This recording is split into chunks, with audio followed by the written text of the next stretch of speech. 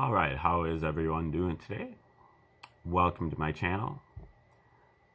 This is an educational channel. We look at great theories of everything from the past, ancient and modern, and try to figure out how to deploy these things in our own lives to help us with our paradigm shifting, our awakening to 5D consciousness, and our formation of a holistic worldview, and anything else that we might be able to benefit from. And today is our 538th video that we've done on the reciprocal system of theory from Dewey B. Larson. And Mr. Larson was an American engineer in the 20th century. And he's got books on chemistry and physics and astronomy, and he's got a book on metaphysics with sections on philosophy and religion, psychology, and he has two books on economics. One of those books we're looking at today, it's called The Road to Permanent Prosperity. And Larson was one of the few theorists who proposed a universe built upon motion.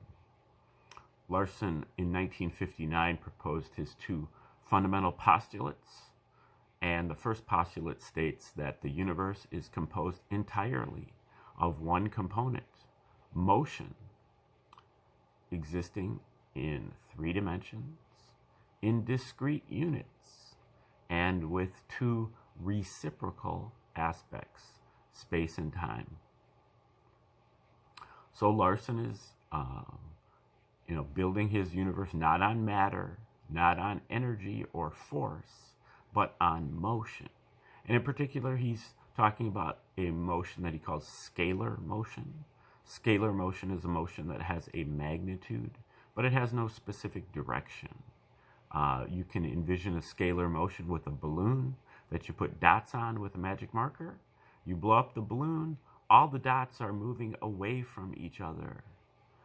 You contract the balloon, all the dots are moving toward each other. But they're not moving in any specific direction. Every dot is moving away from every other dot, meaning that every dot is basically moving in every direction at the same time. And so that is a scalar motion. And then, Larson is, when he's saying motion, the basic kind of motion that we think of as speed or velocity.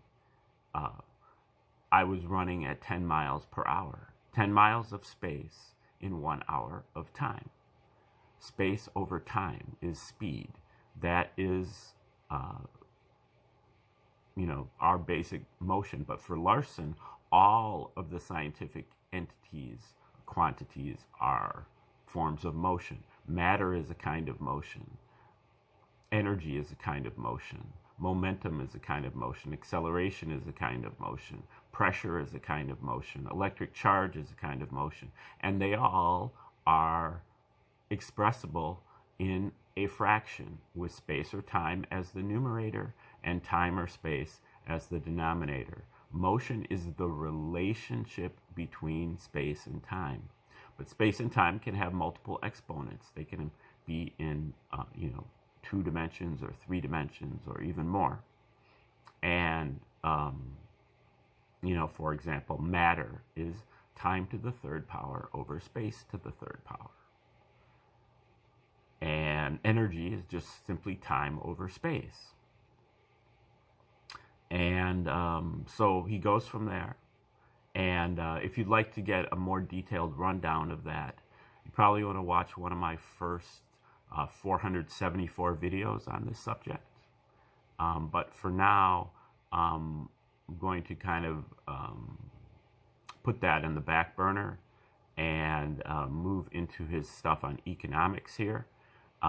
Larson starts with the first principles on economics. He goes, first he criticizes and decries the idea of sociological economics and tries to put economics onto a scientific footing, what Ron Satz called econophysics. These things don't depend on your political preferences or your ideological viewpoints. They depend on the laws of physics. Your economic system has to comply with the laws of physics, or else it's going to collapse, just like a building or a bridge that doesn't comply with the laws of physics.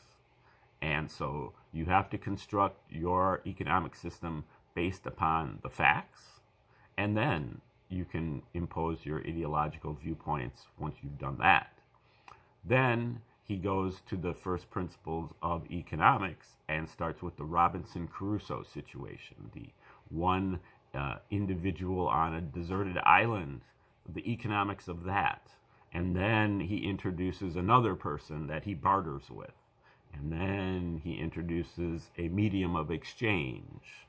And now, here in chapter 8 that we're reading right now, which is called the economic mechanism, he's introducing an employee, that one of these people has an employee, and that this employee isn't taking part in the whole economic system. They're taking part in they're producing goods for the employer, and they're getting paid directly from the employer. They're not exchanging what they've produced for goods. They are exchanging money for that from the wages. So now we are about halfway through this chapter, and Larson has a little chart, a flow chart, about how the economic system works that I've attempted to put up into the thumbnail for this. So you can take a look at that and refer to that. So we're going to start, I'm going to back up about one paragraph, and we're going to go from there. Okay, so transfers of goods or of purchasing power between individuals or agencies at the same economic location, the same point in one of the economic streams, have no effect on the stream flow. The total purchasing power in the hands of consumers is not affected in the least by taking purchasing power away from consumer A and giving it to consumer B, nor is the total amount of goods in the hands of consumers affected by a similar diversion. Now, just remember, if you haven't been paying attention to this, know for the first time that Larson boils down his system to the reciprocal aspects of the economic system, where, he boils down the system of physics to, space and time, motion, and motion is the relationship between space and time. Well, for the economic system, the relationship is between purchasing power and goods, or really of production and consumption. And you produce purchasing power, you consume goods or articles of consumption. So, these are the core quantities in the economic system: purchasing power and goods, or production and consumption. And so he's starting with that. He often uses the analogy of an engine that he cooling. The cooling of an engine using water. Water is somewhat like I believe like money, and it indirectly is used to cool the engine as opposed to the air itself. I'll have to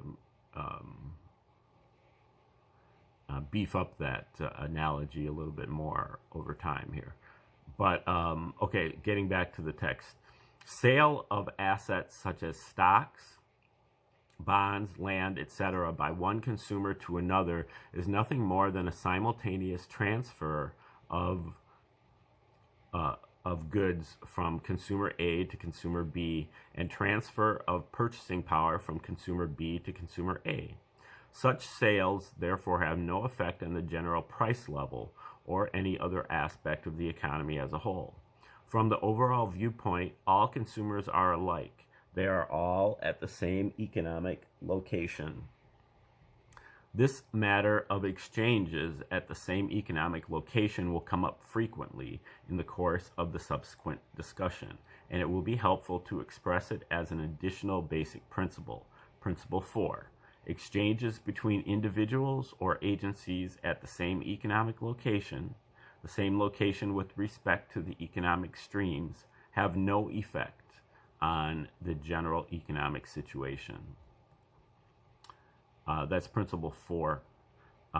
So the first 3 were articulated in some of the earlier chapters, and so if you want to go back to the very beginning of this reading, you probably go back about 3 weeks, and that's where I start with chapter 1. So we've been going through this for a while, and he's articulated 3 other principles before that. One of them is basically work or starve. Another is goods only pay for goods. Only goods can pay for goods.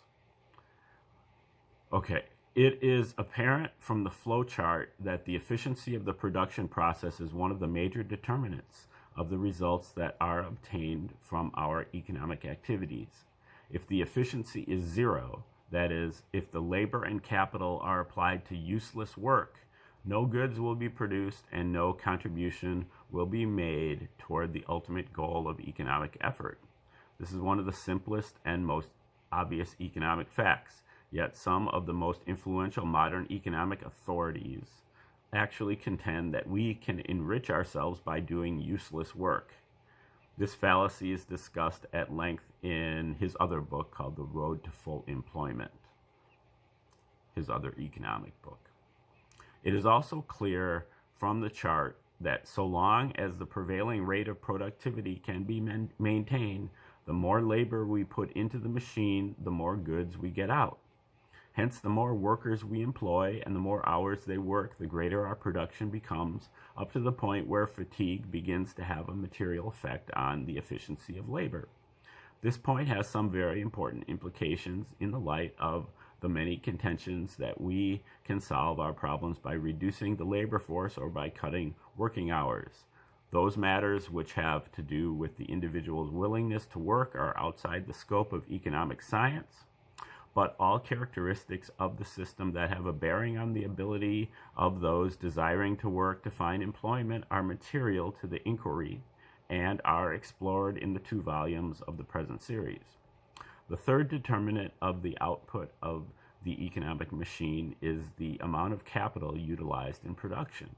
The flowchart emphasizes the point already brought out in the previous discussion that capital is not essential to economic activity. It is merely one of the expedients that have been devised to enable more results with the expenditure of less effort. As the chart indicates, capital comes out of the stream of goods that would otherwise go to consumption. It therefore represents a sacrifice of present enjoyment for the purpose of increasing future output of goods, and its justification is measured by the extent to which the contribution to production exceeds the sacrifice that it entails. No economic action can have any influence on the ultimate results achieved by the machine except through the medium of one or more of these 3 determinants. That is, that it must either cause a change in the amount of labor applied to production, a change in the volume of goods diverted to productive purposes as capital, or a change in the efficiency of the productive process, other than that due to the additional capital. This point needs special emphasis because of the widespread acceptance of the idea that money circulation is the controlling factor in economic life. Getting money into circulation is the action that is popularly supposed to impart vigor to the economy in some vague and unspecified way. But our analysis shows that the circulating stream is only an auxiliary. The impetus for economic activity has its source in production, not in money circulation. The circulating money purchasing power stream, like the cooling water in the gasoline engine, flows in a closed circuit. Except for the movement in and out of the reservoirs and some minor and incidental fluctuation comparable to evaporation and leakage of the cooling water, nothing enters the circuit and nothing leaves. The only purpose of this money stream is to provide a medium to facilitate the exchanges that are the essence of the marketing process. As in the case of the cooling water, there is no energy in the medium itself. It will not move unless some outside force is applied. There must be a difference in values to generate the economic force that is required to initiate motion. As a worker, the individual must value the income that he receives from his labor more than his leisure. As a consumer, he must value goods for present use more than the availability of purchasing power for future use. The circulation of money purchasing power is a result of the force applied to the auxiliary stream by these value differences. The cooling system analogy provides a convenient means of visualizing the true functions of the circulating stream, and many of the pitfalls that beset the path of the student of economics can be avoided by referring to this analogy whenever questions involving the circulating medium are at issue. The functional correlation is very close, the principal difference being that the cooling system has only one pump, and the outward flow from the engine cylinders where the heat is generated is always equal to the flow entering the radiator, where it is dissipated. In the long run, the same equality must exist in the circulating money stream, but in modern practice we have the equivalent of a second pump ahead of the goods market, one that is connected to money reservoirs, so that in the short run situation, the flow into the markets can be varied independently of the flow coming from the main pump at the production end of the system. It is necessary to keep in mind, however, that the amount of real purchasing power, the ability to buy goods, transferred by means of the circulating money stream is not altered by variations in the flow of the circulating system any more than the amount of heat transferred by the cooling water would be changed by variations in the rate of water flow. This explains why getting money into circulation is meaningless from an economic standpoint. Real purchasing power, the entity that is transferred by the circulating medium, is analogous to the heat transferred by the cooling water, and its magnitude is determined by the quantity of goods produced, just as the amount of heat that is transferred is determined by the quantity of heat generated in the engine cylinders. In each case, the quantity transferred is entirely independent of the quantity of the circulating medium in the system or its rate of flow. Changes in the circulating flow can only affect the rate of transfer per unit of the circulating medium, BTU per gallon, or volume of goods per dollar. In the cooling system, the rate of heat production, BTU per minute, divided by the rate of flow of the circulating medium, gallons per minute, gives us the rate of transfer per unit, BTU per gallon. The water temperature, we may say, since the BTU per gallon is a function of the temperature. Similarly, in the economic system, the rate of goods production divided by the rate of flow of the circulating medium gives us the value of money in terms of goods, and by inversion, the goods price level. Ordinarily, the flow of water in the cooling system is maintained constant, and the temperature therefore varies with the changes in heat production. It would be entirely possible, however, to install a thermostatic control which would hold the temperature constant by varying the flow in accordance with the changes in the amount of heat to be transferred. At the production end, the economic mechanism has the equivalent of this latter kind of control. The economic thermostat, so-called, governs the general price level and its inverse, the value of money, the economic quantity analogous to the temperature of the cooling water. The price thermostat can be set at any desired point within very wide limits by establishing an average wage rate. In actual practice, the wage rates are determined separately in each enterprise or industry, but this automatically establishes an average wage level for all labor. The fact that goods and purchasing power are merely two aspects of the same thing, which is principle 2, then keeps the relation between production and flow of purchasing power constant. If the production of X units of goods generates Y units of purchasing power, so that the average price is Y over X, then an increase in production to AX units will increase the purchasing power generation to AY units, so that the average price remains Y over X. The rate of flow of the circulating medium increases, but the average price and the value of money, analogous to the water temperature, remain constant.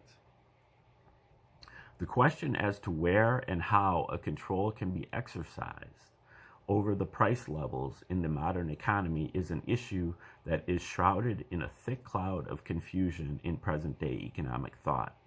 The mere fact that arbitrary price control can be seriously considered by economists and even approved by some of them is sufficient to demonstrate this point. But the question can easily be cleared up by an examination of the cooling system analogy. It is obvious that the control of the water temperature must be geared to the heat produced in the cylinders, that is, in order to hold the BTU per gallon, the temperature, at a constant level. The flow of water must be varied in accordance with the rate of heat production. It is also clear that the setting of the thermostat, which accomplishes the control of this flow, is arbitrary. There are certain practical limits of operation, but within this range, the temperature can be set. Lost my spot there. The temperature can be set at any level. However, when this level has been selected, the temperature relations have been fixed for the entire circuit. The temperature decrement of the cooling water in the radiator must equal the temperature increment in the cylinders. No independent control can be applied at the radiator. Now, if we put the same statements into terms of the economic flow system, we find, first, that the control must be geared to production. That is, in order to hold the dollars per unit of goods, the price level, constant, the flow of dollars must be varied in accordance with the rate of production. Here again, the setting of the thermostat, which accomplishes the control of the flow, is arbitrary. As in the engine, there are certain practical limits of operation, but within this range, the price can be set at any level by establishing a wage rate. However, once this price in the production market has been set, the price relations are fixed for the entire circuit. No independent control can be applied in the goods market. As previously mentioned, the only difference between the two situations lies in the fact that the economic organization has the equivalent of a second pump, which increases or decreases the flow of money into the markets by withdrawals from or inputs into the money reservoirs. But because of the finite limits of these reservoirs, the changes that can be produced by this means are no more than temporary fluctuations, although they may be important in the short run. and no actual control over the price level can be accomplished by manipulating the reservoirs. It is quite possible, however, to set up a control over the reservoir transactions, which will equalize input and output and thereby prevent any effect on the market price level. All of these points brought out by means of the analogy are very important, and for emphasis they will be restated briefly as follows. The general price level in the production market is fixed by the establishment of money wage rate. In the absence of reservoir transactions, this is also the price level, market price level. The money wage rate is set arbitrarily. The real wage rate, the ability to buy goods, is independent of the money wage rate. No independent control of the market price level is possible. Temporary fluctuations in the market price level occur because of unbalanced reservoir transactions, but can be eliminated by controlling the money reservoirs. Inasmuch as some of the conclusions are not only in direct conflict with current economic doctrine, but also bring out some of the hard facts of the economic life that a great many individuals, both economists and laymen, do not want to believe and will therefore resist vigorously, this brief consideration will not be anywhere near sufficient, and the next several chapters will be devoted in large part to discussing each of these points in detail, developing them from the theoretical foundations, and bringing out the mass of factual evidence that establishes their validity. At this time, however, it is appropriate to call attention to the fact that they can all be derived from a consideration of the fundamental nature of the economic mechanism, as seen in the light of the gasoline engine analogy. In order to simplify the presentation and avoid introducing unnecessary and confusing detail, the flowchart has been prepared on the basis of net flow, that is, the total forward flow less any transactions in the reverse direction. For like reasons, transactions involving the production of intrinsic money or its reconversion to use as an ordinary article of consumption are considered as having two separate aspects, one affecting the goods stream and the other the money stream. From the first standpoint, gold mined and devoted to monetary purposes is simply produced and utilized, or consumed, in the same manner as any other long-lived goods. On the other side of the picture, this action constitutes a withdrawal from a money reservoir to swell the current purchasing power stream. The reservoir will be refilled when and if gold is returned to industrial use, is lost, as in the sinking of a ship, or is demonetized. The means that have been used to portray these transactions on the flowchart in the most convenient and understandable manner do not involve any unsubstantiated assumptions or any deviations from the truth. There is only one truth, but there are many alternative ways of depicting it. By the use of similar convention, it is possible to represent all stages of economic organization on this one flowchart. All that is necessary is to consider the more advanced elements of the modern mechanism as having been potentially present all the time, which is true, but inoperative in the more primitive stages. On this basis, the first stage finds labor entering the system, joining with the services of capital and flowing through the inoperative production market to the production process, where the conversion to goods takes place. These goods then go directly to consumption through the similarly inoperative goods market, with the diversion of a portion of the stream to capital taking place as in the modern system. The second stage activates the goods market, which now converts goods to purchasing power. Which now converts goods as purchasing power into goods as articles of consumption. In both of these simple types of organization, the auxiliary purchasing power circuit is dormant. The third stage introduces money, a medium of exchange. This activates the circulating purchasing power circuit and also results in a separation between producer and consumer in the goods market. The producer exchanges goods as purchasing power for money, which passes through the inoperative production market into the hands of the same individual in his capacity as a consumer. He then completes the cycle by exchanging the money for goods as articles of consumption in the consumer section of the goods market. The fourth stage activates the production market and thereby effects a complete separation of producer and consumer.